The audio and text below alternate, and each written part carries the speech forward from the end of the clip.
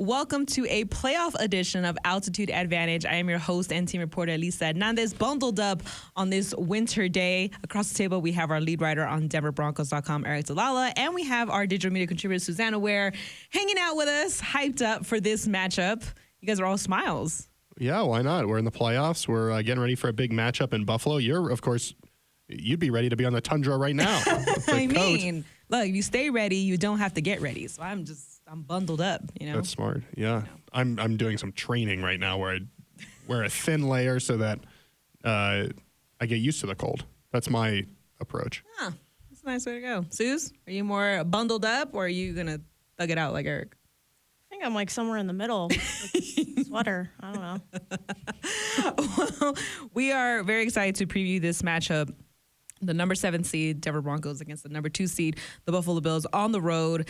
It's going to be a really fun game, I think. And honestly, you instantly think back to that Monday night game when the Broncos went on the road and shocked everyone by, knocking off the Bills in that game. And now, obviously, it's much different. Playoffs is different. I've talked to a couple of the guys that have playoff experience. It's like the intensity is different, the physicality is different, the speed is different.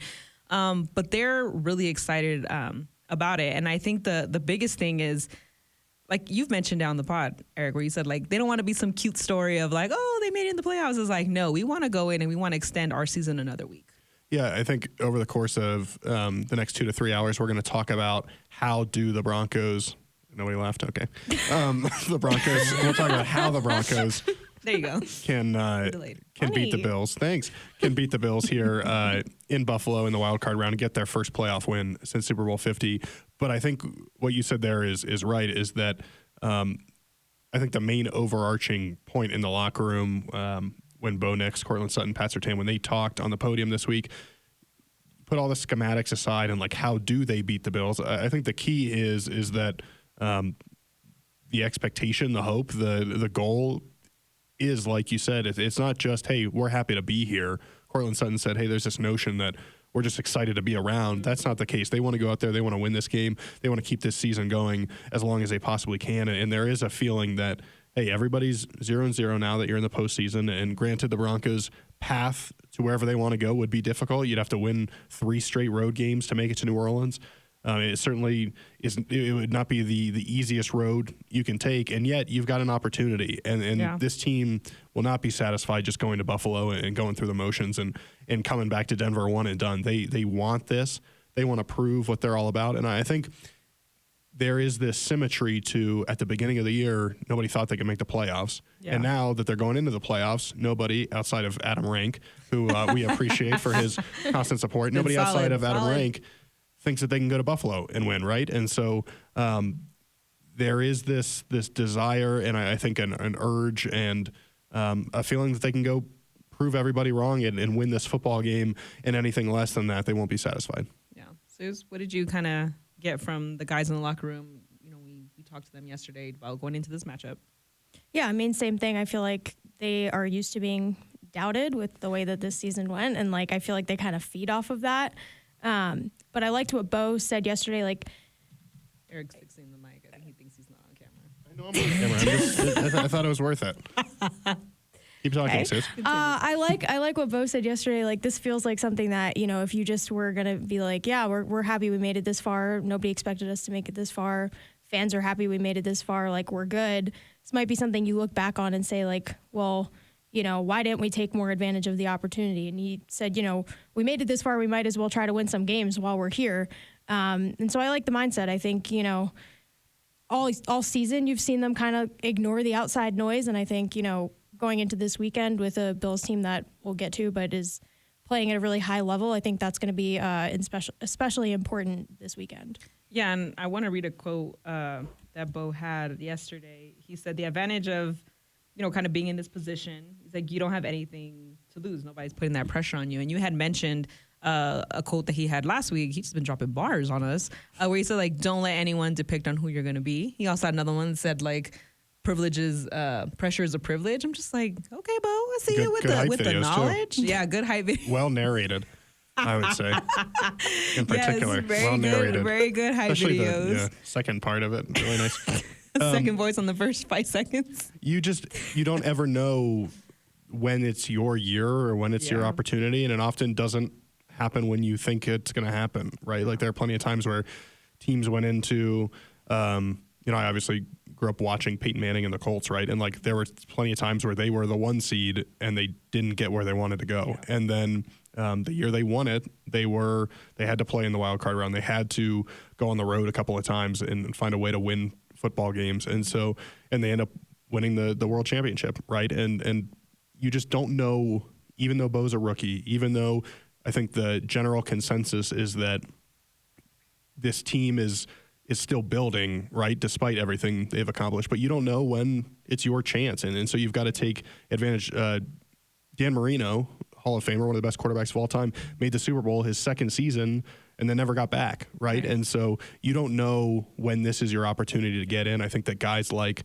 Zach Allen, who have been in and haven't been back for a while, JFM, who obviously made it with the Rams and then hasn't been back because he spent a lot of time with New York. Like, you don't know when it's your opportunity and when it's going to come around again. And so I like this mentality of, hey, let's not just be happy to be here and then go into next year thinking, let's take the next step. No, push it this year and see how far you can make it. And you might run into a point at one point where you can't quite get it done, but try to stave that off as long as possible. And who knows, maybe you get hot. That's all that matters this time of year. I mean, Suze, obviously our fans know, long-time New York Giants fan, like the Giants got hot and went on a run. Suze, they like snuck in the playoffs the first time and got in a wild card and then went all the way, right? Like, kept the Patriots from undefeated season. You don't know when you're going to get hot and go on a run. And so, but to do that, I think you've got to have the mentality that we can do that. And as we get into the matchup, I think you'll see there's some statistics, there's some things the Broncos have done that can suggest that they're not going to be this one and done cute story, but you've also got to have the mentality that you can go do it, and I think they have that. Well, Cortland Sutton spoke on it yesterday, and I think one of the biggest things with this team is when you don't get to the playoffs, whether like guys like Zach Allen or Mike McGlinchey or JFM that have gone before and haven't gone back in a while, or it's your first time like Garrett Bowles and Cortland Sutton, either way, you have this mixture of guys in the locker room that they're not taking this for granted. And Cortland mentioned it yesterday when we caught up with him. He just said, like, it was a cool experience to come in on Monday and have it be a regular day.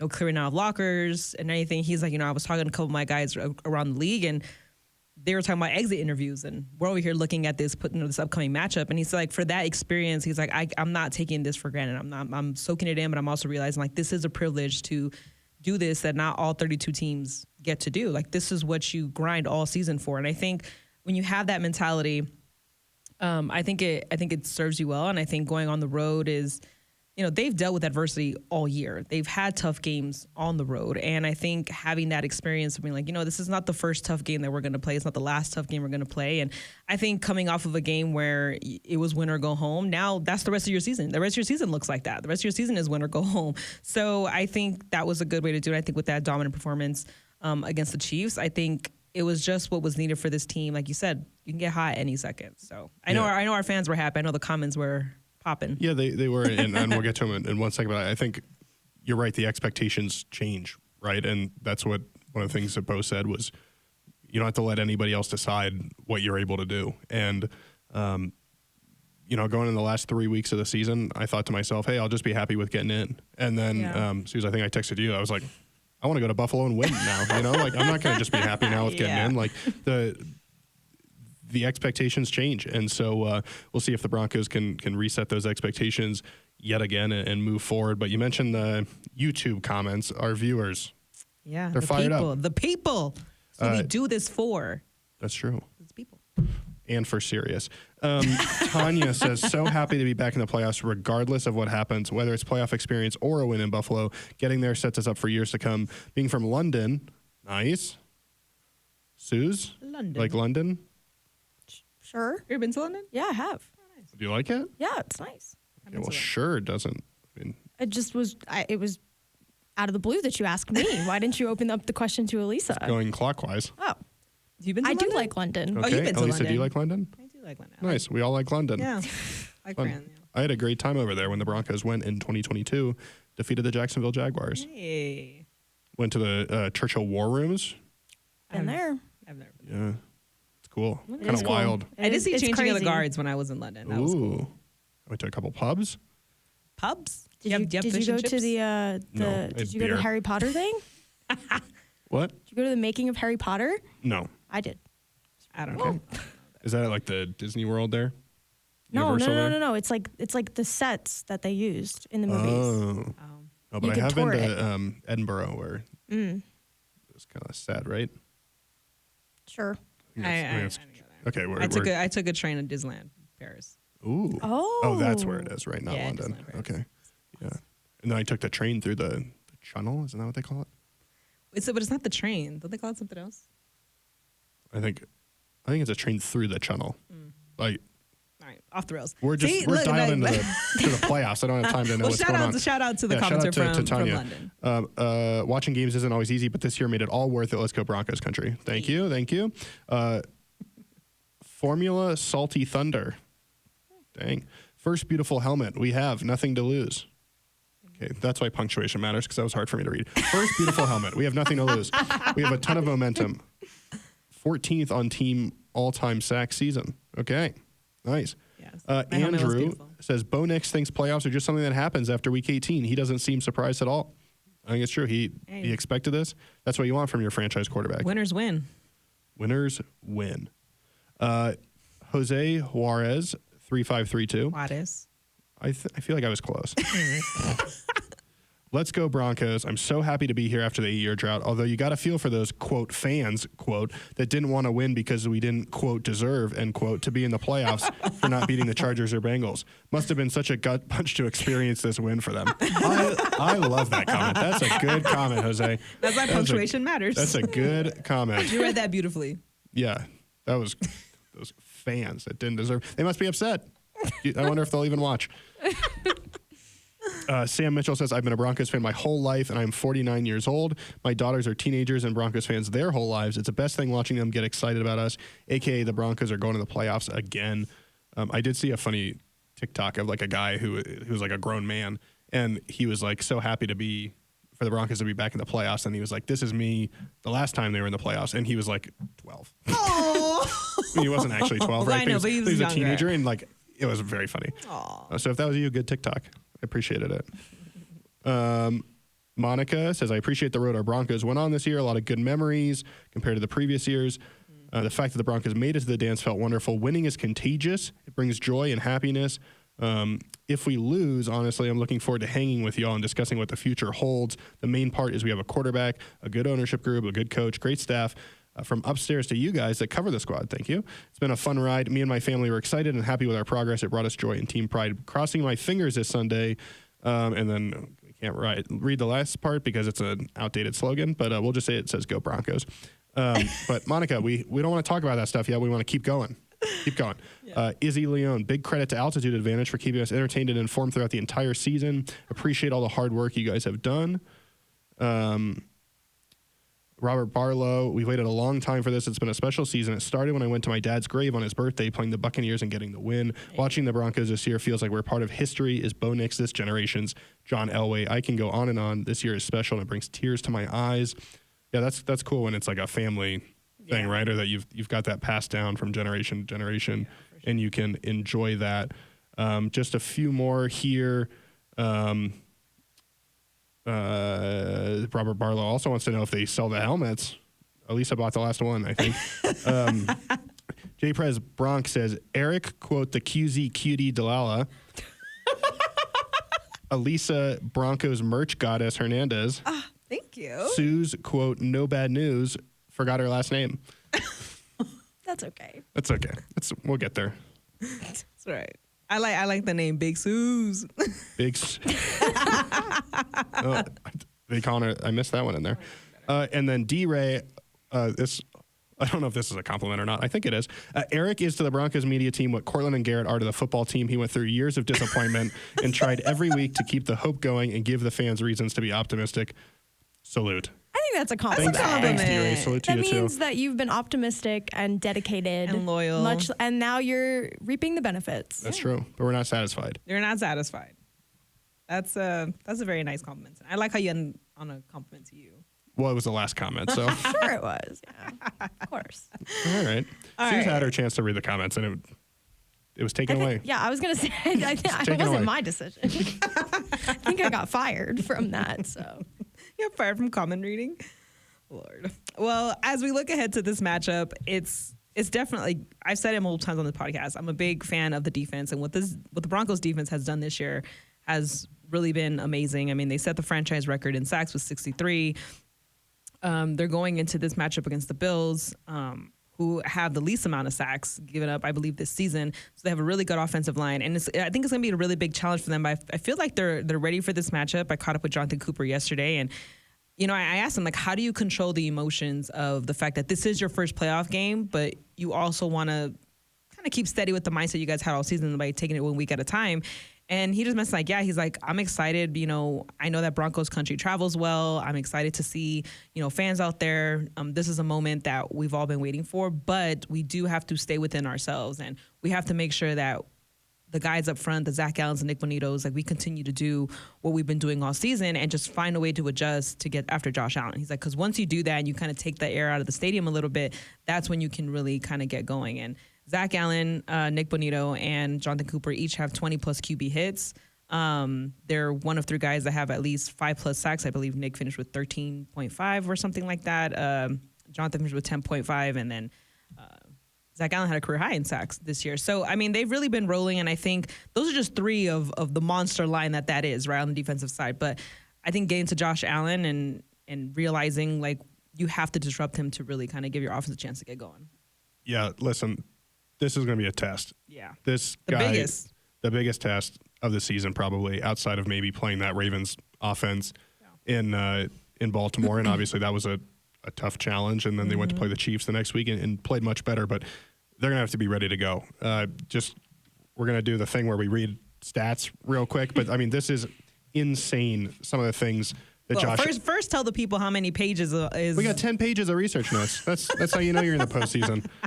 A lot of them are about Josh Allen. A lot of them are about Josh Allen. He's playing terrific football. When you look at all time among players that have 10-plus playoff starts, offensive yards per game, he's first. Offensive touchdowns per game, first. Pass touchdown interception ratio, first. Interception percentage, first. Over the last several weeks, he's had 16 against the blitz. Last 5 games, 1,100 yards, 10 touchdowns, 10 pass touchdowns, 7 rush touchdowns, 200 rushing yards, 1 giveaway. Only player in NFL history with 10-plus pass touchdowns and 7-plus rush touchdowns in a 5-game span. So he is playing out of his mind. He has 25 pass touchdowns and 10 rush touchdowns in back-to-back seasons. His 41 total touchdowns are 4th in the NFL. If you look at their offense overall, they're the first team in NFL history with 30 pass touchdowns and 30 rush touchdowns.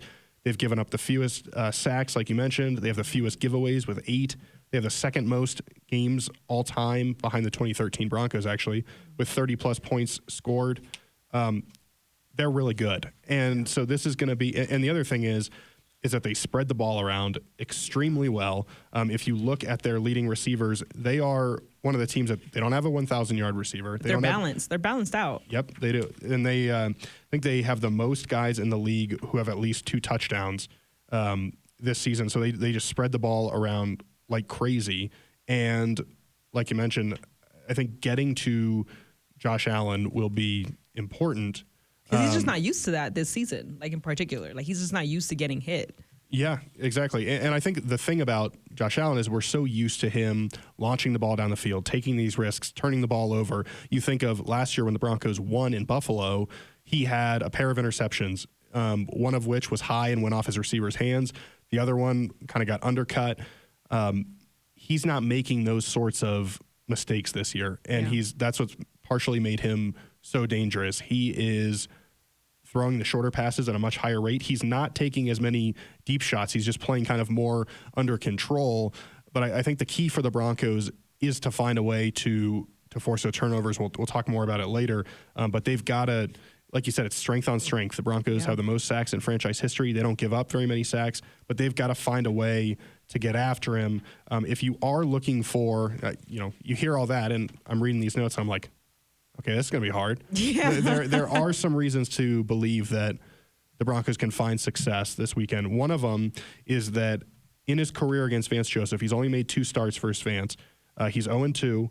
He's had 3 touchdowns to 4 interceptions, and he has a 71 passer rating, which is 27th among 28 quarterbacks who've started against a Vance Joseph defense at least twice. Vance. And that happened last year with Denver, and then Week 10, 2020 at Arizona. So the Broncos, maybe it's something with Vance that he has a way to slow Josh Allen down, but the Broncos are going to have to play really good defense. You're going to have to live with the fact that they're going to make some big plays. I mean, you watch that 2023 game, and there's some times where I think it was Kincaid, he's wide open for a touchdown, or James Cook gets loose, right? Yeah. Or Khalil Shakir is going to make a play, or Keon Coleman, who I think his yards per catch is right up there with rookies in the NFL. They're going to make their plays, but you've got to find a way to bounce back, to kind of have that resilience. I think it starts with stopping the run. Yeah, James Cook has had a season. You look at his numbers, he had over 1,000 yards and 16 touchdowns, which I think is tied for first among running backs. But, I mean, he's, like you said, you find a way to spread the ball around, and you have your receivers that are well balanced out. Each of them have about 500 yards each, give or take. And then you have your running back who's completely gone off. Now, I think the Broncos have kept running backs to about 3.9 yards per carry, or I believe that number is correct. So you have a way to, and they've been able to stop running backs, especially really good ones over the last couple of weeks. But you read out those numbers and you're just like, I mean, there's a reason this is playoff time, and they're going to play physical. They're playing at home. It's going to be loud. And I think that's one of the ways you kind of get your offense going. Suze, what are your thoughts on this matchup between Josh Allen and this defense?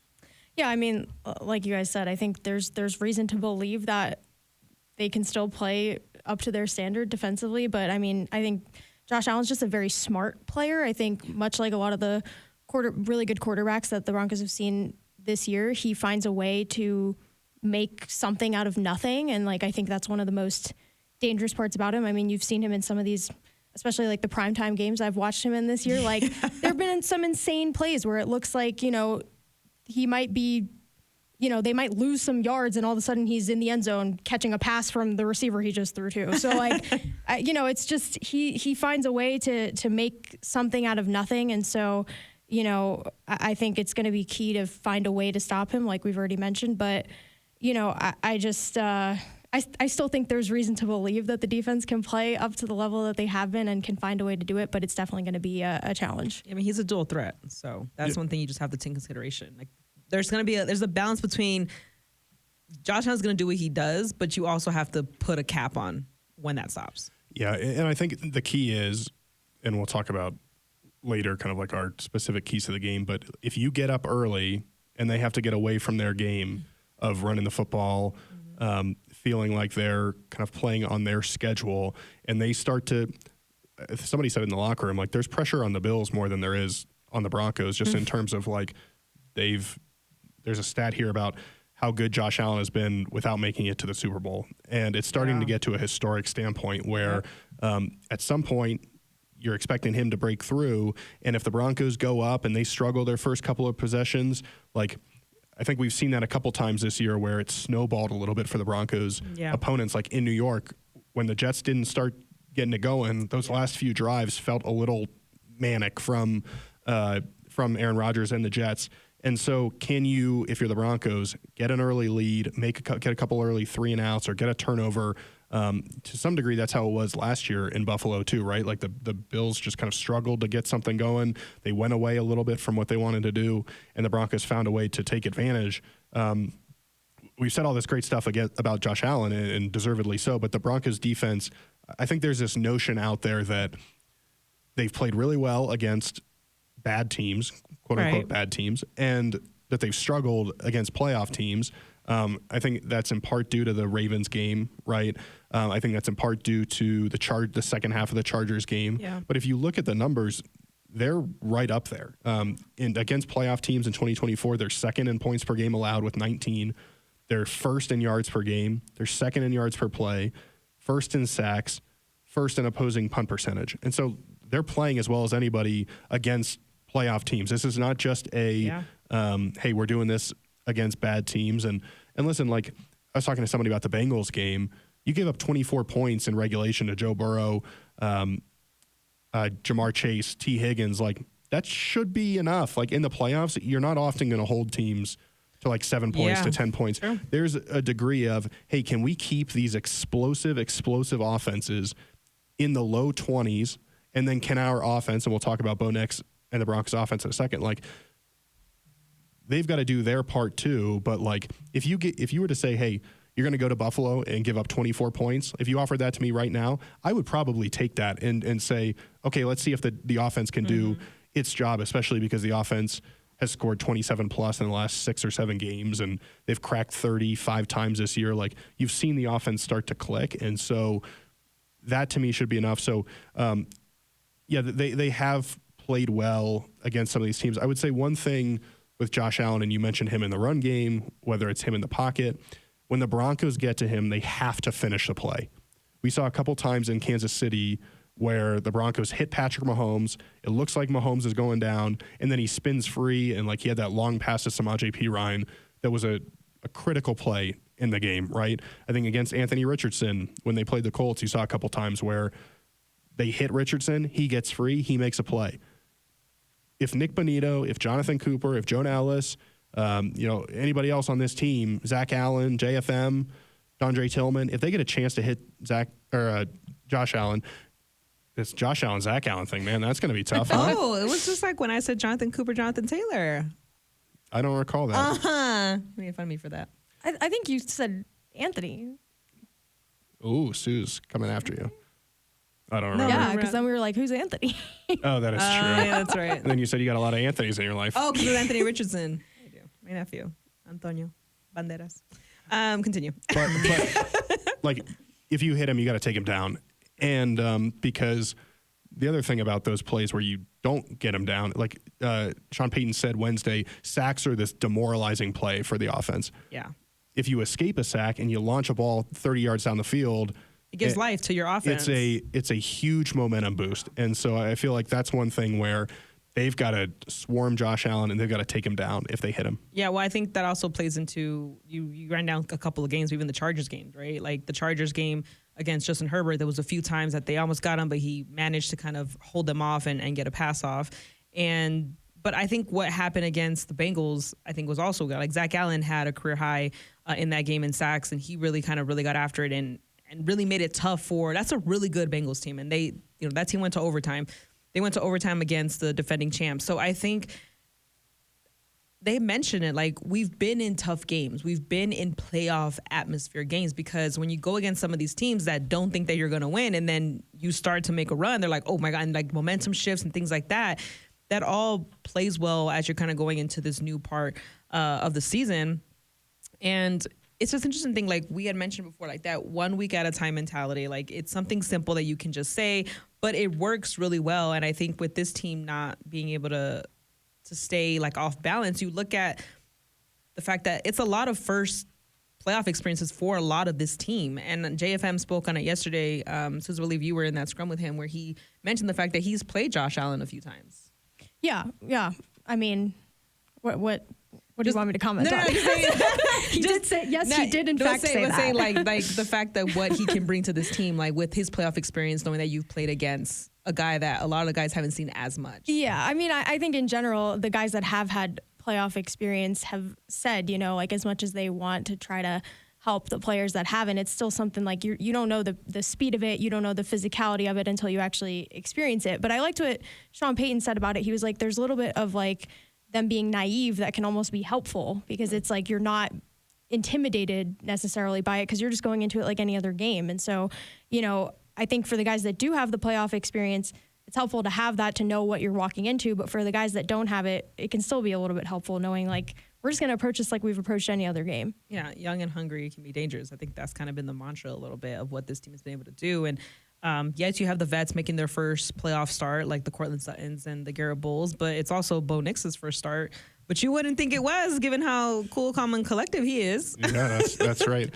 Well, and Sean Payton did point out, too, last week in some ways, I know it wasn't against the same caliber opponent, but it felt like a playoff game because of the stakes, right? Because if you don't win, you're going home. And so I do think that's a little bit of a nice tune-up for the Broncos. I'll be interested to see at the start of this game, the Bills rested their starters last week.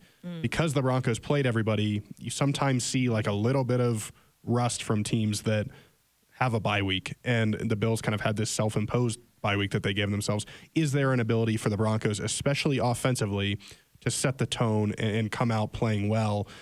Because to be honest, it's going to probably take a really spectacular effort from Bo Nix to win this football game. Yeah. If you look at, so Josh Allen has lost 5 playoff games in his career. Oof. The teams that have beaten him, or the quarterbacks that have beaten him, Mahomes, Joe Burrow, and Deshaun Watson. In those games, they've averaged 31.2 points per game. They've thrown for more than 300 yards. They've had 13 touchdowns and no picks, and they've had a 120.7 passer rating. So these quarterbacks have played near perfect games to beat Josh Allen, and you might need the same thing from Bo Nix. But and listen, there's going to be all these stats this week about rookies in playoff games. Yeah. Bo can become just the 4th rookie ever to win his first career playoff start that came on the road.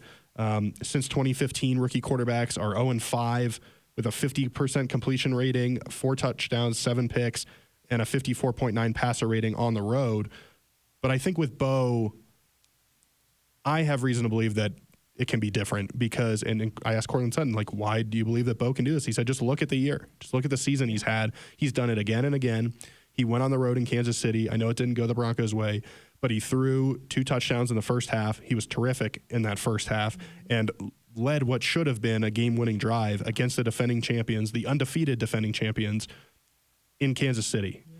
That sort and of it's loud there too. It's loud there. You know, the way that he played in Cincinnati late in that game, I think gives you confidence. Yeah. That touchdown to Marvin Mims is both of them. I know the loss like kind of quote unquote diminishes a little bit, but that last touchdown to Marvin Mims, game on the line. If you don't make this, it's over. For you to connect on that, and those are the moments you can't teach that. Like you either have that or you don't. He got that dog in him. He's got the it factor for sure. And I think when you have that belief in your quarterback, and Sean Payton said, listen, everybody pretty much at this point in the year, if you're still in the postseason, you've got that faith in your quarterback. Yeah. But these guys, if you're down 7 late, if you're down 10 in the first half, these guys are not going to blink or have any question that they can come back with Bo because he's shown that they can do it. I think there's a couple of keys for Bo in this game, one of which is going to be the pressure rate. The Bills pressure quarterbacks at the 12th highest rate, but Bo has been pressured at the second lowest rate in the NFL this season. When he's not pressured, he completes more than 70% of his passes, 24 touchdowns, 7 interceptions, and a passer rating of more than 100. And it kind of goes hand in hand with that is throwing on the run. We've seen him have some success, whether it's kind of stepping up and moving toward the front of the line of the scrimmage, or if it's getting outside the pocket, particularly rolling right, we've seen him have some success. But throwing on the run, first in passing yards, third in passing touchdowns, a passer rating of more than 100, 42 first downs, which is second in the NFL, and Buffalo has allowed 10 pass touchdowns on the run, which is the most. So if he can play that way, the Broncos, of course, are going to need to run the football. We talk about that every week, but it's particularly important this week, I think, to slow down or to shorten the game, rather. We saw Audric Estime, Javonte Williams, Jaleel McLaughlin have some success against Kansas City. If Denver can take that pressure off him, stay out of those third and longs, I think they've got a chance. But again, just the way that they've played over the last 5, 6, 7 weeks, it's an entirely different offense than you saw early in the year. Bo is much more comfortable. Yeah. And listen, we've talked for a long time about, hey, do the Broncos have guys that if you're a defensive coordinator scare you? And Marvin Mims right now, I think, is that guy where you don't know how he's going to be used. If you don't come to the line of scrimmage and stop him, he can get that edge and race off to the goal line. Is impressive. And then the same thing is that if you play too close to the line of scrimmage, he can beat you that way too. So those are a couple things I think from Bo Nix. Again, I think all those starts in college, the way that he's played, it's going to take a lot, and it is going to be different. But Sean Payton said, listen, he's going to play in bigger games than this. And the faith in this guy is at an all-time high. And, you never know in this game, right? But I would be really surprised if he doesn't come out and play a really high level of football just because that's all we've seen. And it's not the playoffs per se, but against Cincinnati, against the Chargers, against the Chiefs. Like we've seen, even in the first half against the Ravens, we've seen him do it again and again and again. I think he's ready for this moment. You mentioned how you looked at the numbers of the defense and you kind of see like everyone had lots to say because they were struggling, but you look at where they rank in the stats and you're like, no, they've been playing really good on defense. You look at Bo Nix's numbers. He's passed over 3,000 yards, second most passing touchdowns by a rookie with 29. And the Broncos finished the top 10 in history. And the Broncos finished the top 10 scoring offense. So it's like you look at, it's like steady wins the race, right? And so you look at what he's been able to put together, and I think it's all coming together for this moment here. Yeah, and Suze, we've talked about it. This Bills defense it seems like there could be an opportunity for the Broncos offense based on how they've played against other playoff teams. Yeah, I mean, obviously when you get to the playoffs, you kind of think like 0-0, all the records go out the door. But, I mean, it's still worth mentioning that the Bills are 2-3 this season against teams that made the playoffs. They've allowed 20-plus points in each game against playoff teams.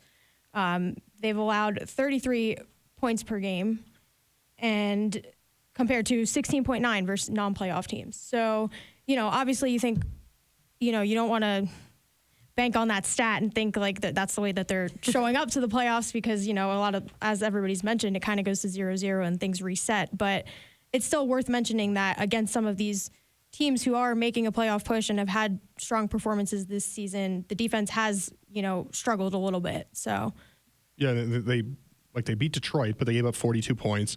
They gave up 44 to the Rams. They gave up 35 to the Ravens. And they lost to Houston as well. I would say that some of that is defensively as well. Those teams were able to get pressure on Josh Allen, but there could be an opportunity for this, I think, to be a little bit of a shootout, and that would be, fun to watch, nerve-wracking certainly, but if this becomes an opportunity where you're going drive for drive with Josh Allen, I think regardless of how things turn out, and obviously you want the Broncos to win, but if Bo Nix can go in there and go drive for drive with Josh Allen, I think it teaches you, again, something about what you have in Bo Nix. Susan, a couple other things in addition to what you mentioned. They're allowing a 55% third down conversion rate, 90% red zone touchdown rate versus playoff teams, which are both last in the NFL. And when you look at teams that have gone into the playoffs, teams that have made the playoffs and allowed the most points per game against playoff teams, all of those teams have lost. And you've got the Chiefs who lost in the AFC Championship game, and then the Eagles, Packers, Dolphins all lost in the wild card round. Buffalo allowed 40-plus points in back-to-back games in Week 14 and 15. No team that has done that has ever made the Super Bowl. So we'll see how that goes. Again, some of these stats, there's stats in Buffalo's favor, there's stats in Denver's favor. We love a good stat package. But I think that there's a reason to believe that Denver's offense can find some success against the Bills. Yeah, I mean, Pat said it best. He said it's any given Sunday. At the end of the day, it's playoff football. Everybody's 0-0, like Susan mentioned, as well as Court. And so I don't think there's any true meaning of underdog, especially in the atmosphere that's coming up. We have a goal. We have a great opportunity in our sights, and we're going to go out there and play our brand of football. Playoff Pat is going to be unleashed on the world. But, I mean, they are seen as underdogs going into this matchup, but I feel like they've embraced that because they've been the underdog all year. Yeah, and I think, listen, there's a stat, and we just read stats about the Bills, right? So it's not Bring fair on to discount it, but Broncos are 8-0 against teams that are under 500, and they're 2-7 against teams that are better than 500. But I think that doesn't tell the whole story. When you look at how they've played against these 500 or better teams, playoff teams essentially, they've scored 20.1 points per game, and they've allowed 21.1 points per game. So you're talking about a 1-point differential per game. Expand that to 9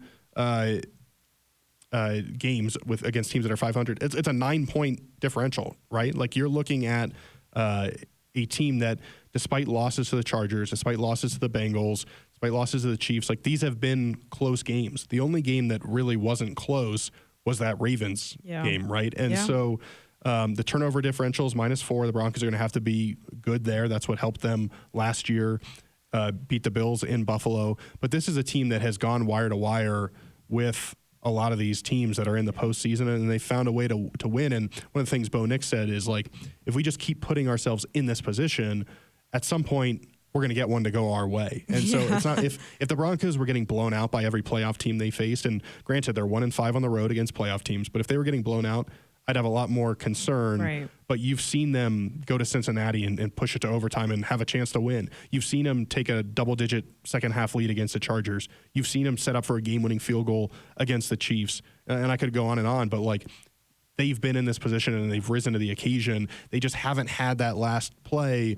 And maybe after a season of disappointing losses to some degree, you find a way to get that to go in your direction. Yeah, the growing pains are eventually you have to grow into it fully, right? And then it's you learn from them, and it's just who you are, and it's part of your DNA and the culture that you're building here. Suze, how have you seen this team just embrace that underdog role, especially going into this huge matchup against the Bills? Yeah, I mean, I think a lot of them have said, we know we're underdogs, but we don't necessarily view it that way. It's more just the way it's. I mean, obviously going into every matchup, you're going to have the favorite and the underdog. But, I think they've done a really good job all season of kind of ignoring that outside noise, but at the same time using it as fuel to have that opportunity to prove people wrong. But I like the approach. It's like, they believe that they belong because they earned the opportunity. And so they're going to go out there and play like it. Yeah. And then I read part of Bo Nix's quote yesterday. I'm going to read the whole thing. He said, the advantage of being an underdog is the element of playing loose in a way that you don't have anything to lose. It's not loading here. I'm going to have to pick this up. It says nobody has all this pressure on you, so you can go out there and play the way that you want to play. And I think he says cliche, it sounds cheesy, but most people, they literally didn't expect us to be here. So why are we going to care about what they think now? And I think it's not the direct quote because I had to ad-lib a little bit, but basically is that is that idea of just we haven't listened to them all year because they had no faith in us being here all year. So why are we going to listen to them going into this matchup? Like we just have to stay true to, as Pat said, our brand of football, and realize like yes, this is a big matchup. Yes, this is a big moment. But he's gone against great quarterbacks, and he's been toe-to-toe with each of them each. And I think with the way that he's been able to just progress this season from week one, and we heard from the media side, we heard all the noise from the national media regarding Bo Nix's first two games. For him to be here in this moment, I think just shows how dedicated he is to just getting better, how much he believes in this team. And I think when it comes to playoff teams, yes, the X's and O's, all that matters, but I think the way that you believe in your teammates and the way that you value the leadership on your is gonna kind of reel you back in those key moments when things aren't going your way. And we saw that in a few games this season where the defense would literally just huddle all together and be like, okay, let's stop, let's relax, and let's reset, and let's go out there and make a game-changing play. And that's happened multiple times. And I think that when you have that, that's going to be very, very beneficial for you in the playoffs. So as we close it out here in this playoff edition of Altitude Advantage, I'm going to go to you guys. So what are your keys to the game, or what is your key to this game? Playoffs on the road, win or go home, going up against Josh Allen and the Bills. Yeah, I think there's two things that stand out. One is not falling behind early, just kind of finding a way to weather the storm, the emotion of being in your first playoff start, and not getting down, say, 10-0 in the first quarter. And the Broncos have done a good job of avoiding that. But if you can avoid that and just be in this game, I believe that the Broncos are going to be able to keep it close to the end, and we'll see how it all plays out. But you have to find a way to, like in Baltimore, things got away from you. And that's the thing that when you're playing a really high-powered offense, you can't have, give up a touchdown and then go 3 and out and they go, like exactly what the Broncos did to the Chiefs last week. You can't have that happen in Buffalo. So weathering that initial storm and maybe the Bills having this bye week and having to get back into the game and the swing of things, maybe that helps with that element. I think the other part is the turnovers. The Bills have a plus 24 turnover margin. It is the best in the entire NFL since 2012. Like we mentioned, Josh Allen and the Bills have turned it over just 8 times all season. Obviously, we've seen the Broncos at their best generate turnovers. Nick Bonito, big play after big play. Pat Surtain ties his career high in interceptions. I think for the Broncos to win this football game on the road against a really good offense, you've got to steal a couple of possessions. And even if it's the turnover on downs like we saw against Cincinnati when they played the Bengals, you've got to come up with those big plays. The forced fumble against T. Higgins, right? Like you've got to make those plays and give yourself just a little bit of wiggle room there. And so winning the turnover battle, which kind of on the flip side is playing clean football yourself. Like Bo Nix, I read those stats earlier in the show of opposing quarterbacks versus in playoff wins against Josh Allen. They've never had an interception. So you've got Bo Nix has to play a clean game while also making those big plays. So find a way to get some turnovers. That's what spurred the Broncos win there last year, right? Was 2 interceptions of Josh Allen, 3 fumbles. They found a way to get these turnovers, and it ultimately led them to victory. If you can go there, play clean football, and get a couple turnovers from the Bills, I think you got a good chance of stealing one in Buffalo. Big Suze. What's your key? I think I got 2 things too. I think kind of going along with your point, I think a huge thing is going to be capitalizing on those turnovers if they are to get them, and taking advantage of those momentum swings, because I feel like momentum is going to play a huge role in this game, especially going on the road to a hostile environment. I feel like if you have those opportunities to really take advantage and get some points out of those turnovers, like that is going to be huge. And then also I just think like playing smart, staying disciplined. I think Sean Payton mentioned it the other day, like you want to avoid those debilitating penalties that are just unnecessary and can, when you have such a small margin for error with a team that's playing really well, like those kinds of calls and plays can be debilitating and can change the outcome of a game. So those would be my 2 things is taking advantage of those opportunities and capitalizing on the chance to kind of steal that momentum in the game. And then also just, staying smart and disciplined and because that can change the momentum too. So yeah, a false start here, a false start there. Garrett Bowles said it best. He said, I can't wait for Bo Nix to have a big play and just take all the air out of that stadium. He's like, because you have to take that specific fan base, you have to take the crowd out of it. He was like, and the way you do that is you protect your quarterback and let him make plays. Yeah. Suze, I think was it the Chargers game where after the loss, Sean Payton said, like, we didn't play smart enough. And that was, I think that's a really good point. Something that we've come to expect from a Sean Payton team is that they're smart, they're well coached, and like they don't make mistakes that beat themselves. And I think that's definitely something that's important when you're in a postseason game. Yeah. Why not be legendary? Pat Surtain said that before. And I think they just want a chance. And they have that chance now, and they're able to go out on Sunday, January 12th. Kickoff is at 11 a.m. Mountain Time for this wild card matchup on Sunday. There's a lot of games this week. It's going to be interesting to see how things play out. But the Broncos have a big chance to, like you said, extend their season another week. I think the not remaining satisfied thing has really helped them this season, and they want that playoff win. But so do you, right? That's right. Excited? You excited, Suze? yeah. I need What's more. not to be I need a excited little about? more. The climb is continuing. The climb continues. And that'll do it for this edition of Altitude Advantage. Once again, I am your host and team reporter, Elisa Hernandez. Across the table, we have our, what they call you? The QZ cutie over there? Yeah. I think it was somehow less weird when a YouTuber said it. It felt weird saying it. And then I have my digital media contributor, Susanna Weir, over here. I know her last name. And once again, make sure you guys tune in January 12th, 11 a.m. Mountain Time for kickoff.